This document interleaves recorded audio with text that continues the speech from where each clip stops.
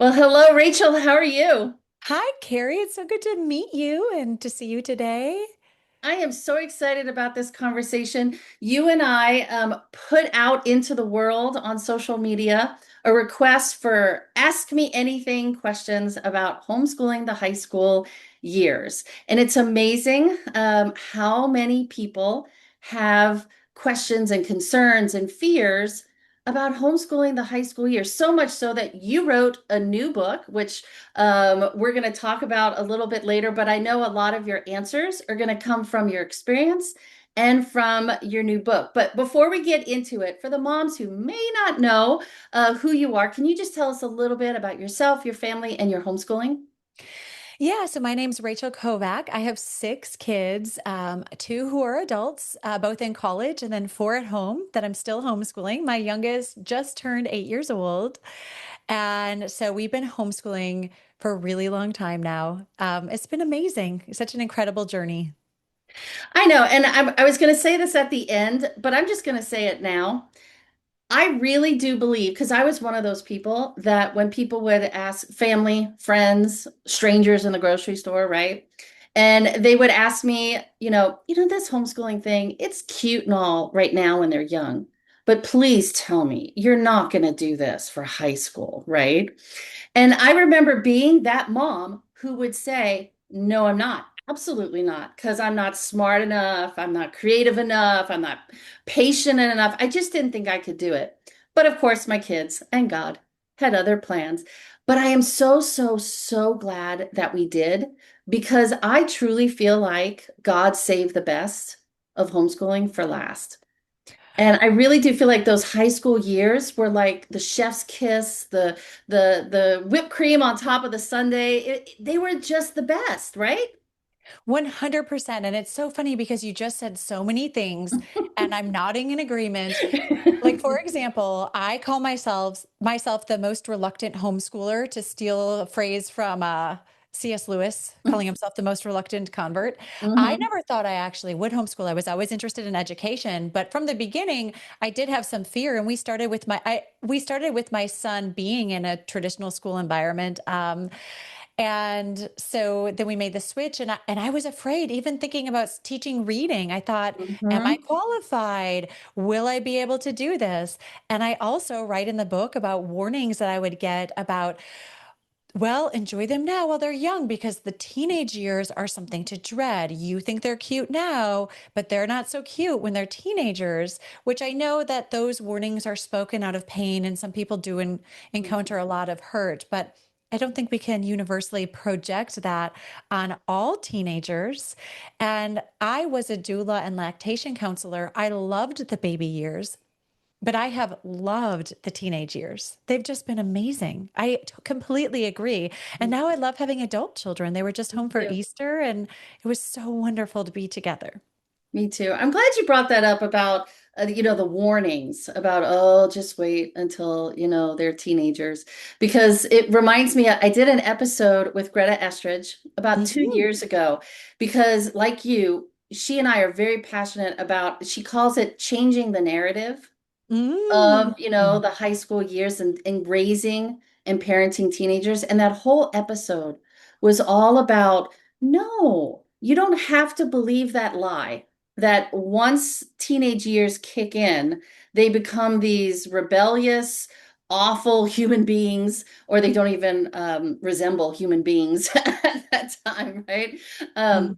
Because yes, like you said, it does come from some people from a place of pain and experience, but going into it with a different mindset and changing that narrative that it doesn't have to be that way. Mhm. It's just, it was a great conversation. It's a great mindset to have. And I think that really brings us into our conversation because homeschooling the high school years, we're homeschooling those lovely teenagers. Yes. All right, so you got a chance to look at the questions. I got a chance to look at the questions that were sent to you. So, how about we just kind of go through them, and then at the end, I'm sure we'll have some time at the end. If there's anything in particular that didn't come up in the questions that you want to make sure that you share, then we'll do that as well before we get going. All right. So first of all, from Amanda, she wants to know what's the best way to help our kids find their calling or their career. Now you already have two adults, so Yeah, I actually wrote a whole chapter on this in my book, and I was very fortunate that I was able to connect with a dual enrollment advisor in our city of 1.5 million who has been working in education for 25 years and has been advising students. He's on the cutting edge of dual enrollment across, actually, really nationally. And he talks about all paths, whether that's apprenticeships, certification programs, trade schools, earning college credit in high school as a way to help discern. But one thing that he and I spoke a lot about, and actually we led a conference in our own city on this topic, was career discernment. And I think job shadowing is one way that kids can learn about what they want to do. For example, I always thought I wanted to be a nurse, and that ran in my family. Like my aunts were nurses, my grandmother was a nurse. But in eighth grade, I did a mentorship program where I was able to shadow nurses. And I realized I don't like this at all. Like the sight of blood makes me woozy. This is not for me. I did like labor and delivery. And that was before I knew about dueling or, being a lactation counselor. Um, but yeah, I realized through that wasn't for me. And a lot of times we can have a romanticized idea of what we think a career could look like. So after job shadowing, then I would say internships. If your child has an opportunity to do some internships or to pursue volunteer work in a field to get close to the work that they're considering. Another is passion projects. mm, So we talked about this in when you and I were conversing before we started the recording. But I am in my husband's shed right now where he works. But he had some men and their sons over to work on this, to build this, like everything you can see behind me, the windows, um, the shiplap, that was all done by my husband, a friend, Aubrey McGowan, if you know him in the Wild and Free community, his son, and they got a group of guys together, and they rebuilt our back deck. So also, if your kids maybe are interested in something like that, to do an apprenticeship with someone, have a time to really explore the work and to not have a romanticized vision of the work. So my daughter thought, okay, and this was partially something that I thought would be interesting. What about flower farming? Like, what if we did that as a side job to earn money? Because sometimes, you might want to do that. If she was in college, she wants to be a physician assistant, but maybe she could do this side thing of growing flowers. Well, we got certified through Texas Department of Agriculture. She sold her flowers at farmers markets, but she realized, okay, this depends a lot on the weather. Sometimes people didn't come to the farmers market when it rained. We ended up losing money. We had one good sale and then like several hard sales. And it seemed like a really great idea. It seemed like a really romantic idea. But then by doing that passion project, she realized, no, this really isn't for me. So I think those are all some ways. And then trying out classes. So my kids have said if your kid is college bound, that a lot of kids come in pre-med and then they realize, oh, I don't actually want to do all of this schooling for the next 10 years or whatever it's going to be. And so then they change majors because they just realize it's not for them. It's too all consuming. It doesn't give them the work life balance that they want. And it's their 20s. So they mhm. decide that they want to take a different path. I think those are all ways. What do you think? Well, I love all of that because that's kind of what my kids did and a lot of their friends did. Another thing that really helped one of my kids in particular was just working jobs, getting paid for different jobs and coming home from working those jobs and going, well, I know one thing, I don't want to do that for the Exactly. rest of my life, right? Yes. Or kind of like, I love the hours and the fact that it was outside, but I don't like this part of it. So sometimes it may not tell them, "Ooh, I love that. That's what I want to do." It might do the opposite, which is also very helpful. Of Yes, I don't yes. really want to do that. So that was one. And then a really good friend of mine, she was a mentor of mine from Bible Study Fellowship. She Hmm. had her kids do the correct, it's called Career Direct. It's a company, it's a Christian company, and it's a career discernment test.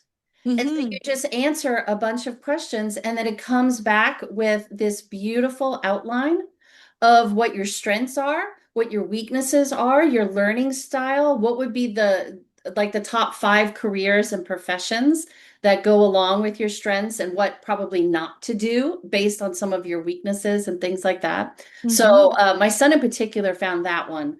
Not that it helped him decide, but it helped him solidify. Hmm. Yeah, I need to be in a job where it's constant motion. I'm doing something different every single day. Can't do a 9 to 5 sitting in a cubicle kind of a job. So Career Direct was very helpful. But I also wanted to share the story of my daughter because a lot of times moms or dads will say, well, my son or my daughter doesn't really want to take this class, or it's something that I really think they need to do, but they're not interested in it. And so they don't push them to do it. But I always say, if it's something you feel is important, a skill or something you think your child should know or learn, or you see a strength in your child that they're or your teen that they're not quite there yet, to just go ahead and maybe give them that push or nudge because this beautiful thing happened with my daughter. She was in a particular class and they were doing a mock trial. Hmm. And she did not want to take this class. She did not want to be a part of it. Up until that point, she was in eighth grade at this point. She wanted to be a marine biologist since she was 5 years old. And she had planned out her high school courses and career so that she could become a marine biologist as an adult. But I made her take this class. And sure enough, in the mock trial class, she went up to the teacher and she said, look, I don't want to be the lawyer. I hate confrontation. I have no desire to be in any kind of political arena whatsoever. What else can I do in this mock trial that is not lawyer based? And the teacher said, well, we need expert witnesses. So how about you act out one of the witnesses? And so the expert witness she was a therapist specializing in a particular disorder that Hmm. the defendant may or may not have had. And because of that class and preparing for that quote unquote role as a Hmm. therapist, she fell in love with psychology, and she read my friend's DMSR from back to cover, from front to cover. And from then on, she was like, no, I don't want to be a marine biologist. I want to go into psychology and be a therapist and help people with trauma. I think that's such an amazing story. And when I write about in my book too, because I really encourage parents to expose their kids to things, even if they might not be interested at Mhm. first, because how can they know? Right. If they're 14, how can they really know? And if you haven't tried, you don't know. My kids found taking a chemistry course at a local co-op that they find science so beautiful. And I think that we should be careful to not pigeonhole our kids Mm, like, okay, you're good at math, so you should be an engineer. right. Or you're good at reading, or literature, English, so you should be an English major, right? Like, because we want to think more broadly, does this career suit my goals as much as we can know them? Hmm. But if they don't try, they can't know. And sometimes we might be wanting to gear them so much toward their interests that they Yeah. might not have the exposure that they could benefit from by seeing things that are outside of their interests and then learning. Wow, I actually love this. This is Yeah. amazing. Yeah.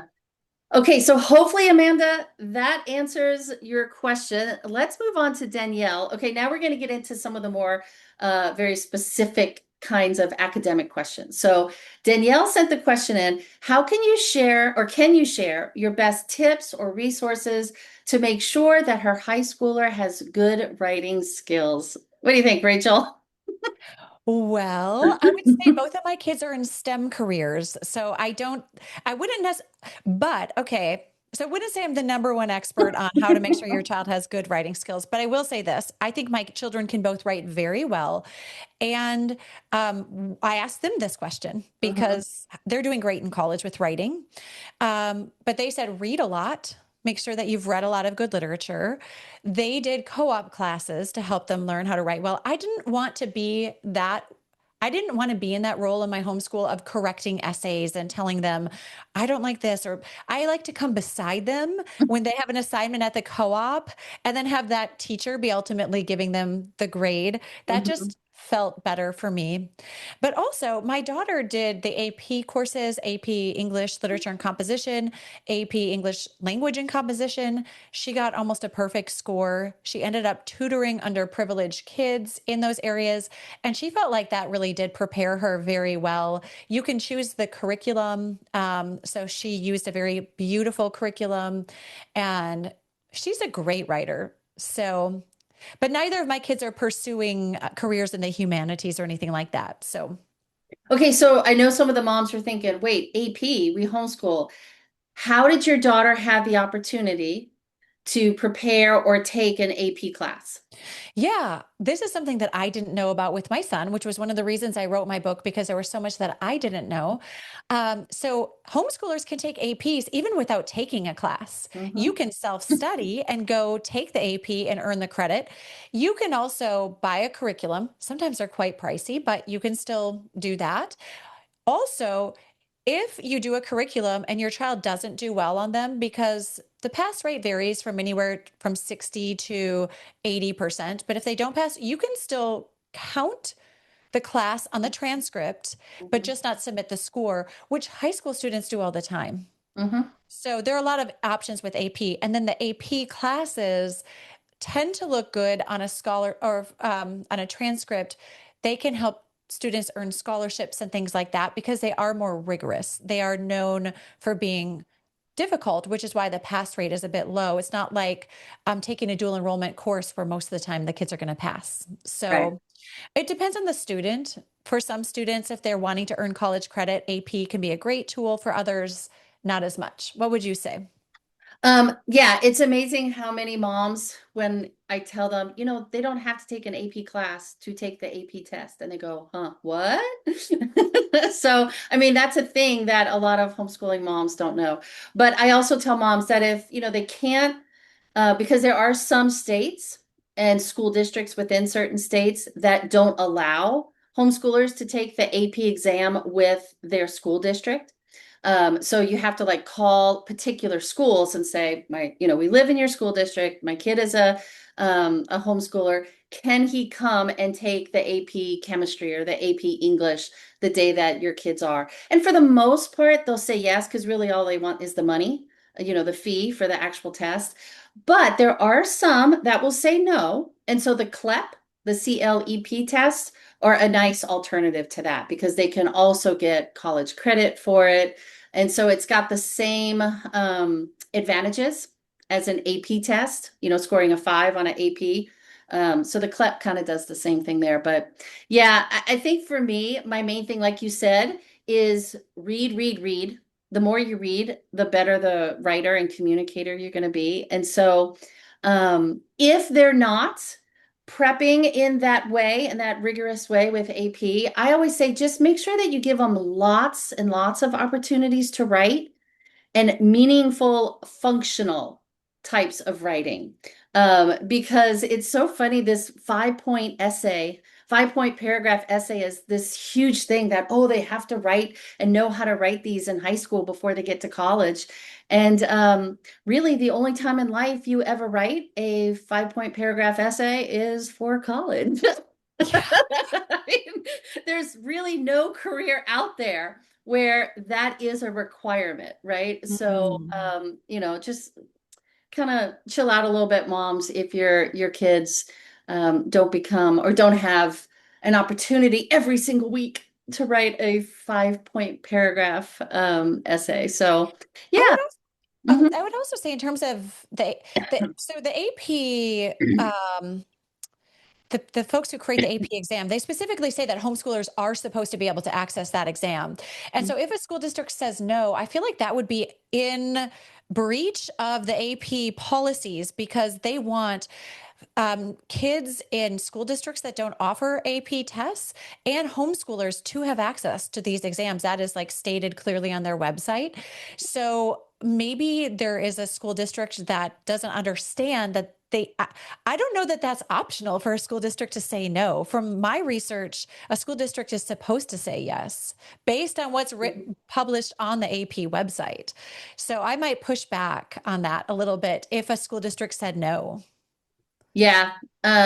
It's just Or contact amazing. AP, you Yeah, know? yeah. And that's what a lot of the moms who, like you said, push back did, or they just went Hmm. straight to the school district, or that not the school district, the actual high school in their area. Because there's just so many administrators, I hate to say, who Yeah. don't really know They might not the know. law and what should be available until you point it out to them.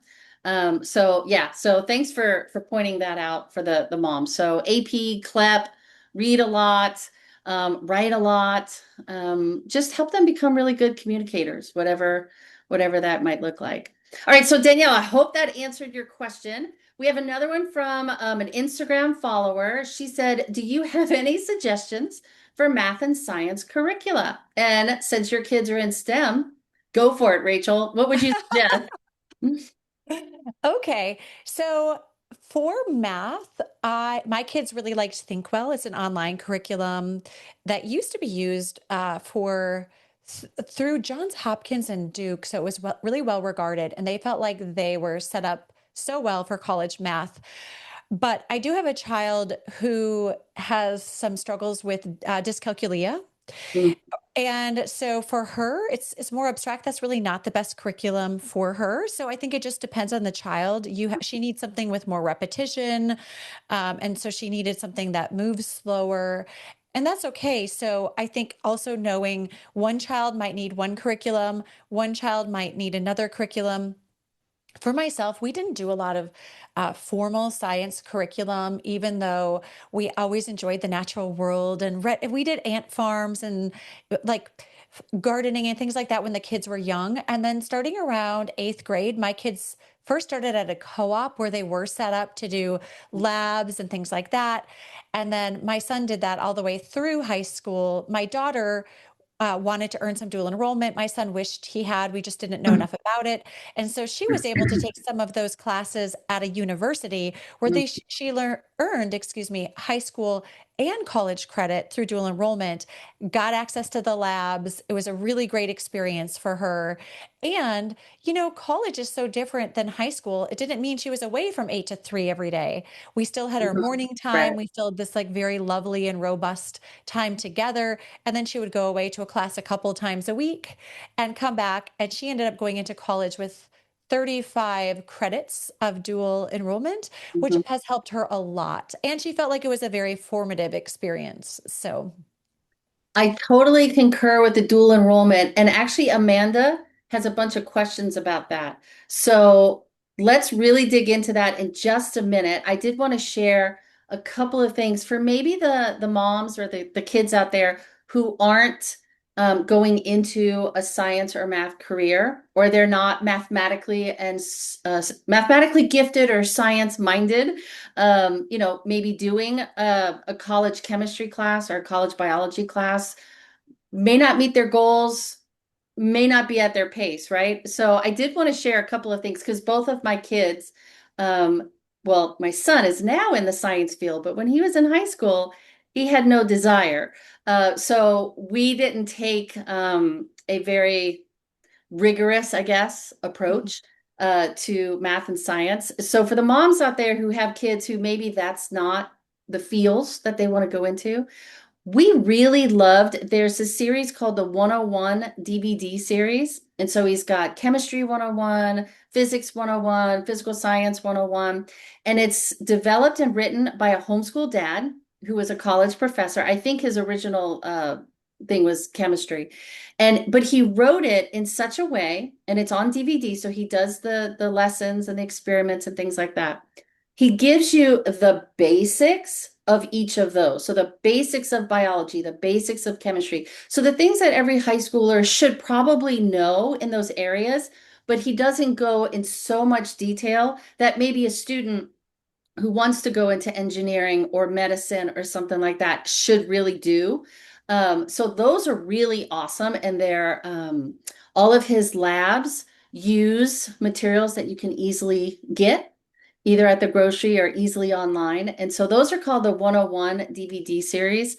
But I also highly recommend, and I know you did this with your kids too, whether they're science minded, math minded, that's their goal or not, is to fill up their high school years with personal finance type of math classes, starting their own businesses, or doing some sort of entrepreneurship so that they learn how to manage money, make money, tithe money, be good stewards of money, whether they're going into a math field or not. So, and if they're not going into a math or science field, to really focus on those skills so that they could either manage a business or manage a household. So, Mhm. yeah. That practical side is really important. A lot of people don't have that understanding going into adulthood because their parents never talked to them about it. That was me. Yeah. That was me. When I got married, my husband looked at my credit card debt and went, "Excuse me?" What Yeah. happened here? And I'm like, I don't know what to tell you. Anyway, Mhm. Yeah. all right. So let's go on to Amanda, who has all of these questions about dual enrollment. So basically, tell us about dual enrollment, what it is, what are the advantages to it? And let's see, what dual enrollment classes do you think are the most effective for also helping to curb college costs? So I have a whole pre-order bonus audio on this kind of these questions with Dr. Abel Gonzalez, who came beside me on two chapters in my book on kind of the ins and outs of dual enrollment, where we talk for 50 minutes on these topics in depth. Um, but I think dual enrollment, first of all, I would say I don't think dual enrollment is for every student. I have a child who is a teenager right now, and she's doing co-op classes because the first thing is college grades, if, whether it's community college or a university or college, they are permanent. So sometimes homeschoolers don't understand that. They think, we'll just try this and this will be fun. And if it doesn't work out, I just won't say we ever did it because it will just be like like a fun thing to try, like an experiment. But there is a national database, and you are asked when you apply to a community college or to college, do you have any have you ever attended a university or community college? And you're required to say yes if you have. And if you don't, they do have a database and they can find out that you did and find out what grade you got. And so I don't think it's for every student. I think it's something to pursue when your child is ready. But it's interesting to see the way that dual enrollment is really reshaping education right now. So in the early 2000s, 300,000 students had some form of dual enrollment nationally. By 2021, that number increased to 1.5 million. And the most recent statistics show that about 2.8 million are now enrolled in dual enrollment. And this isn't just intellectually precocious students who are trying to get ahead in college. This is kids who are interested in earning a trade, Mhm. uh, maybe a certification program. They want to start exploring vocation. And so it's really for all students. Some students can finish high school with an associate degree in a, let's say, a trade, for example, and begin working without taking on much debt. Oftentimes it's subsidized by the state. That does depend on your state. College debt in the US is a huge issue. There's $1.7 trillion in college debt, half of which is undergraduate debt.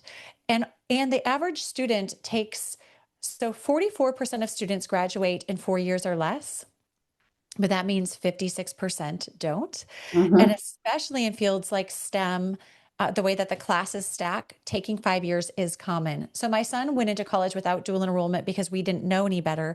He was deprioritized in all of his classes because they give priority to those with more enrollment to keep on track with their degree plan. That Mhm. meant for him to graduate in 4 years, which we didn't pressure him to do, but he wanted to do. He had to take one or two classes every summer. Plus, he interned. He did an internship at the Mayo Clinic. Plus, He's studying for the MCAT. So it's just been like a crushing workload and something he's choosing to do. Like I said, we said you can finish in 5 years, but he has a lot of school ahead of him. So for my daughter, she went in with 35 credits. You're still considered a freshman. You're still eligible for all of the Mhm, scholarships and things like that, but she is a sophomore in standing. mhm. And so she has more flexibility. So I think that's one of the advantages. In many states, kids can start as a freshman if they want. For us, we didn't know about it with my son. With my daughter, she started as a junior. I think that just depends on the child. So are they ready? Are they ready to be in a college environment? Some Mhm. classes are online, but maybe you feel like they're ready for the academics, but you don't necessarily want them in a college environment. Also, you might not want them exposed to maybe some of the things that are being taught. Maybe it doesn't Right. align with your worldview. So I think there's a lot to consider. I don't think there's a black and white answer to that question. The other thing I would say is make sure if your child is thinking of going on to a certain school, that you look at whether those credits will transfer because sometimes they don't. My daughter, Indy, took physics one at a university. She was planning to take physics two and then learned it wouldn't transfer to her target university. She would have lost all of the money, all of the time and effort that went into that. Some schools don't accept CLEP. Some schools don't accept AP. Some schools don't accept dual enrollment. So it just really depends on the school. Highly selective schools are the ones that are less likely to accept. But it depends on the schools. So I think be sure to always look into whether those classes are transferable. And then I think another thing that you could consider in terms of which classes to take. Um, my son had told me he wished he would have had some of the generals like English, that as a STEM major, he doesn't necessarily want to take English at a big SEC school. It's not really even aligned with the way he sees literature. He does love reading, and cares a lot about it, but it's just not exactly aligned with his vision or whatever. So if he would have knocked that out in high school, then he would have had more spaciousness in his schedule. So it could be a way to explore a career path, or it could be a way to knock out some classes that you don't necessarily want to have to invest the time in if you're pursuing a college path.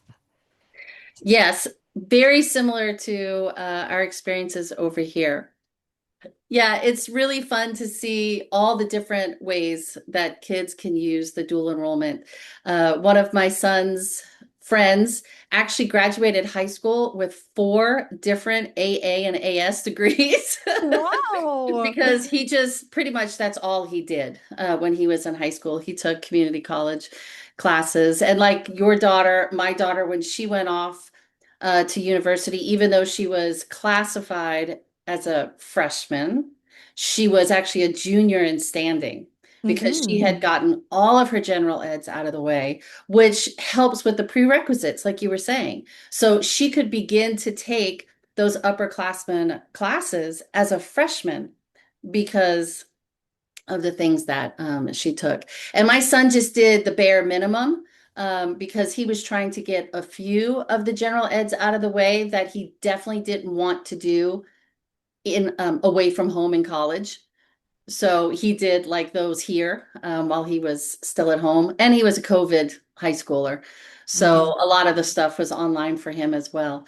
But yeah, it helped with the cost because, like I said, my daughter went in, she had shaved off about 2 years of payment there. And then she graduated early. So she shaved off, another year on the back end of it. And so it can be very helpful, like you said, depending on the student's goals and what they want to do post high school graduation. So hopefully, Amanda, that answered your questions about dual enrollment. I love dual enrollment. I think it's a great option for a lot of kids.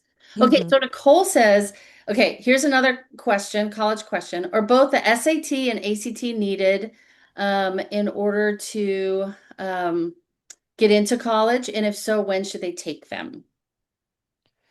Okay. So no, both are not required.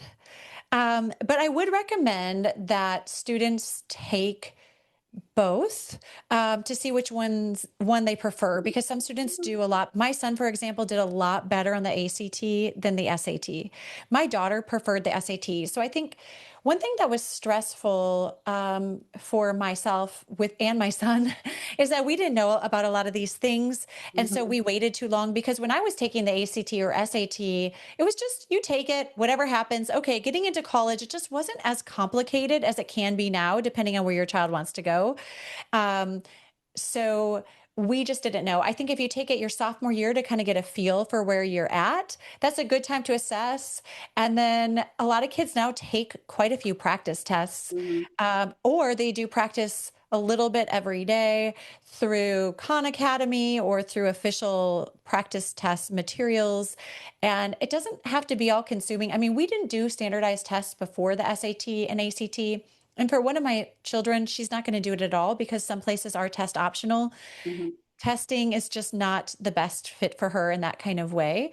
But for my other kids, it did help them reach a goal. So they knew at the university where my daughter wanted to attend, they wanted to see around a 1400 on the SAT. So my daughter could shoot for that goal and work toward it and achieved it. Also, getting a certain SAT score can automatically qualify kids for scholarships and a lot of times that's published right on a college website. So if your child is college bound, um, it can be a helpful tool, not that it measures everything about the Right. child, and not that every person needs to use it because a lot of places are test optional as well. And then in California, it's test blind at the public universities. Mhm. Um, Although I've heard Berkeley is thinking of bringing tests back. So, yeah, I guess those are my impressions. What would you say? Definitely do both, like you Hmm. said, in order to see. But I loved one of the only things I loved about COVID was how all of the universities went test optional. But in 2024 and 2025, a lot of the Ivy League and some of the quote unquote prestigious state schools have now brought them back, or Hmm. they're bringing them back and they're highly recommending this year because in 2027 it will be mandated again. But there are many, many, many, many universities, like you said, that are still test optional, which I think is awesome. And really, if your kid's going to a university where it's test optional, really the only reason to take the SAT or the ACT is for the scholarship purposes. So if they're not good test takers, don't bother with it. Exactly. But if they are, might as well, because they could get some really good scholarships based on their scores. Yeah, so I think homeschoolers might tend to be like, what a waste of time. And I can understand why they would think that. But also, sometimes in life, you do just have, like my daughter said, for her, it was very formative because she did have to like just grind through it. It wasn't the most fun thing ever. But then she did get a ton of scholarships. She got Mhm. into a lot of programs or honors colleges. She would get Mhm. like $150,000 as a starting place in scholarships. And sometimes in life, you just have to do things you don't necessarily want to do. I hate doing housework. I wish I loved it more. But sometimes you have to do things to accomplish a goal and it's not the most fun. And there's a lesson to be learned in that too, but it's not for everyone. Like I said, I'm not doing it with one of my kids. And she wouldn't thrive in a school that cares so much about that anyway, you know? You know, Rachel, I wish I could just take a standardized test on doing housework instead of actually doing the housework. Exactly, me Yeah, that would be pretty cool, but okay. All right. too. So the next couple of questions, they all have to do with the social aspect of homeschooling in high Hmm. school years. And I know you wrote about it in your book. I have it in my book too. It really is a question that just raises a lot of fear and concern with parents. Moms worry more about, the FOMO part of it, maybe because she had a great high school experience and she's like, well, what about prom and what about graduation and and so there's these things that they just feel like their kid's gonna miss out on. The dads tend to be more worried about, are they going to get into college? Are they going to be able to get a degree? Are they going to be weird, right? They're going to be able to support their family. So they have all of these concerns about the social aspect and that their kids just aren't going to make friends or have friends. And you and I know that that's just, it's not the case. But let's hit some of these questions before we run out of time. Michelle wanted to know, how much social time do you give your high schooler each week? And then really crunchy mama, she wanted to know, how do you allow freedom while still protecting your kids? Meaning, do you let your kids hang out with say, public school kids or kids that don't have the same kinds of, let's just say, moral compass or values. So, um, what's your take on the whole social thing? Yeah. Actually, I opened my book by talking about reimagining the high school experience because my kids were asked that not by peers, but by adults. Well, what about the high school Mhm. experience? What about prom? Which is like that also happens at homeschool co-ops. But Mhm. I go through how that's a new experience in general, and there's more about that in the book. I do think that is very important to give our kids social time, especially in the teenage years, because I think they are starting to spread their wings more. And so, as moms, a lot of us that choose homeschooling love having everyone in the nest. But I think there is a little bit of that they want to spread their wings during this time too. And you can have both. You don't, it's not mutually exclusive, one or the other. So for us, that looked like my kids were involved in youth group, choir. We have a community choir in our city. Mhm. Um, they would go to co-op or dual enrollment classes. They were in our city's youth orchestra. They had friendships with people of all ages, neighbors. They did their passion projects. And so I felt like actually homeschooling gave them more social opportunities, not fewer. What would you say? Definitely. My kids, like yours, they got the majority of their social quote unquote time through the activities that they did. So my daughter, she loved to dance. She was into musical theater. She was into singing. And so here in California, that could bring you in several different venues, let's just say, Yeah. roads, right? Or different kinds of peoples that you might meet along the way. But through dance and all that kind of stuff, and my son, he was an athlete and he did karate and youth group, and he's the extrovert on steroids in our family. So he just constantly had to be learning with friends, doing things with friends. But like you said, when you homeschool the high school years, they actually have more time Exactly. for the social stuff. And so my response is always just kind of follow your kid's lead. So if you have a kid who's kind of happy just being with a few friends or is more of a homebody, then go with it and Mhm. make sure that they have opportunities that they would like to do and participate in. And then if you got a kid who wants to be in everything and do everything, as long as your schedule can handle it, your pocketbook can handle it, then that's it's a wonderful way to meet people from different backgrounds and different cultures and Mm. Different just ages. different ages. Um, My husband says this all the time, but he can always tell at conventions when he's or out in the world when he's talking to a homeschooler, high schooler, or a homeschool graduate because they stand up straight, they shake his hand, they look him in the eye, they know how to read the room and kind of know who they're speaking to and how the conversation should go with different people that they're talking yeah. to. So I just don't find the social thing that big of a deal when it comes to, high schoolers. But when it comes to helping your kids discern good friendships Hmm. and good people to hang around with. That is also the beauty of homeschooling because by default, you are their mentor. You Hmm. are that person that you could come alongside them in the thick of it and say, what do you think about that choice that so and so made? Or what do you think about what happened, at youth group or at rehearsal? And, let's talk about that. What does God's word say about that? What could maybe they have done differently, or how comfortable do you feel being Hmm. in this environment, and I could help them start to figure out and discern how to make healthy social and friendship decisions and choices because we were more involved in their day-to-day social activities and things like that.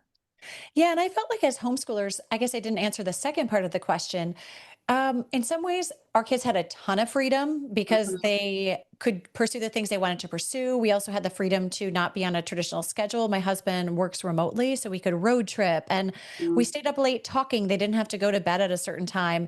So they had a lot of freedom. But then in other ways, we did rein in, not to say their freedom, but for example, we didn't give them a smartphone until, or when we did give them a smartphone, we, we made it essentially a dumb phone. So they weren't on social media. My son was on social media for a little bit and he used it creatively, but then things changed with social media. And even though we allowed that at one time, we're like, we're not going to allow that anymore. We just don't think it's a good use of their time.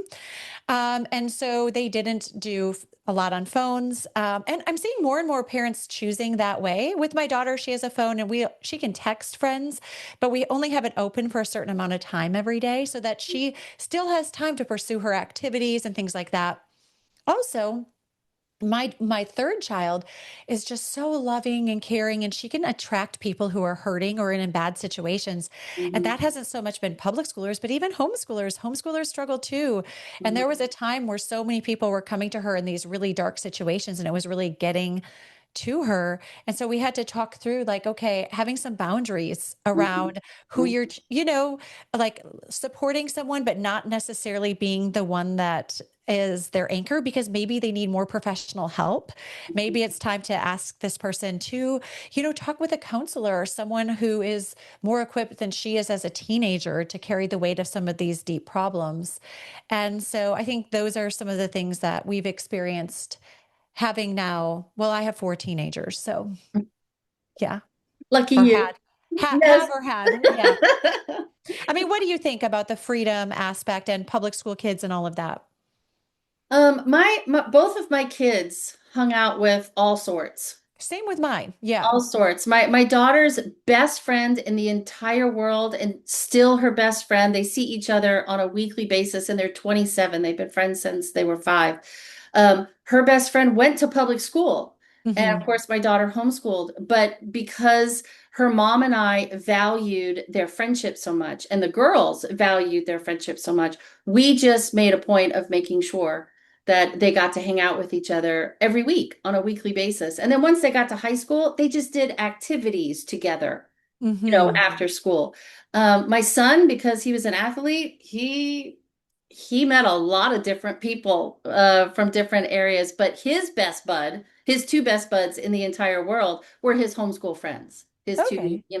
So it just, like I said, the freedom, the beauty of it is that in our hindsight, been there, Hmm. done that, doing the Hmm. high school years and all that, we can, and that mama gut, the Holy Spirit, we have a lot of antennas that go off, right? And so we have that freedom of looking at particular friend groups or particular kids or particular activities that they might be drawn to that we just know as their mom or from past experience, that's a heavy no on that. Yeah. And not allow it. Whereas, like I said, there might be some situations we allow them to do because they have the freedom, but we're there with them along the ride, so we can have those important conversations Yeah. And when I think things for do some, come up.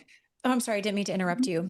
I think if you are in that situation too, like with my daughter, Mhm. who was having all of these kids who were really struggling, wanting to connect with her, it's also good to learn how to set boundaries, because I struggled to learn how to set boundaries. And so I had to kind of learn things the hard way. But what a great time in our in the adolescent years to learn, like, okay, only certain people are going to be allowed in this inner part of my heart. Like, that isn't for everyone. You don't have Right. to offer that for everyone. And start to learn to have discernment and learn how to say no. Or, like, this person is someone who I'm going to be kind to, but maybe they're not going to be my best friend. Right. And those situations can be awkward, but learning those skills are important, I think. They really, really are. Yeah. I can't believe this, but we have totally run out of time. Okay. So, but we got through the majority of the questions, but you answer these questions and so many more in your new book called Their Future is Shining Bright, A Guide to Homeschooling in High School and Equipping Your Child for Success and Fulfillment in Adulthood. I always love the subtitles. They're fabulous. So can you tell the readers just a little bit more about your book and maybe some of the other questions and chapters and concerns that you do address that we didn't get to? Yeah, I'll just take you through the maybe the table of contents real quick. I don't want to take Sure. up too much time. So I start part one is called Why Homeschool in High School. And I begin talking about how we can reimagine the high school experience with that question, what about the high school experience? A vision for adolescence, belonging, and secondary education. Chapter two is called The Truth Will Set You Free, Dispelling Fears from Within and Without. Hmm. Okay, then part two is called Designing a Custom High School Education. So, chapter three is the best of both worlds, the powerful synthesis of core academics and interest led learning. Chapter four is called The Humanities and the Search for Meaning, how history, literature, and the arts shape the mind and the heart. Chapter five is called The Outsourcing Advantage, using online courses, tutors, co ops, or hybrid programs thoughtfully. Chapter six is Earning College Credit, how CLEP, AP, and college courses can save time and money. Part three is called Thriving During the High School Years. Chapter seven is Cultivating Close Family Connections, Late Night Conversations, Family Traditions, and Defining Priorities. Chapter eight is It's Not Good to Be Alone, How to Build Community with Your Teen. And then the final part is part four, Preparing for the Future, Exploration as Preparation, how job shadowing, internships, passion projects, apprenticeships, and certification programs provide career direction. Chapter 10 is called A Guide to College Applications, Essays, Tests, Scholarships, and Financial Aid. And then I have three appendices: how to build a transcript. Appendix B is college bound, a year by year checklist.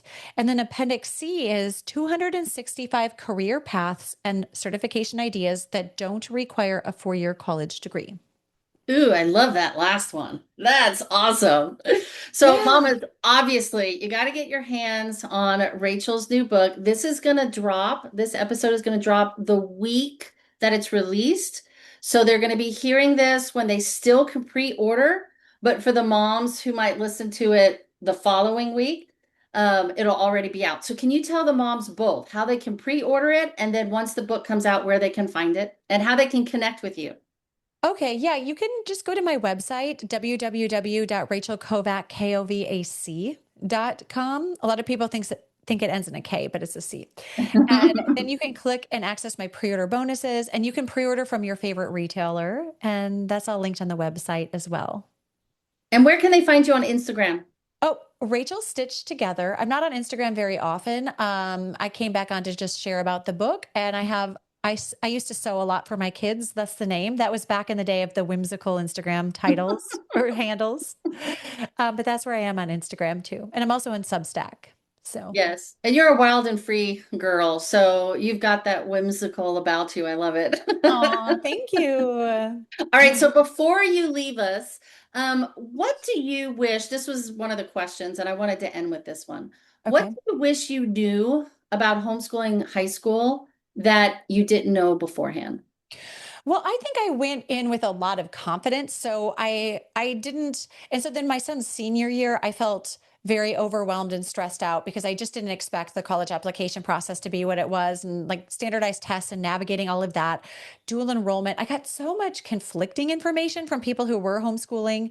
Um, the person who came beside me, Dr. Abel Gonzalez, he was a first generation college graduate, and he found in our community a lot of homeschoolers do have the wrong information because they just don't have always access to the right kind of information, which is why he felt such a passion to connect with homeschooling families.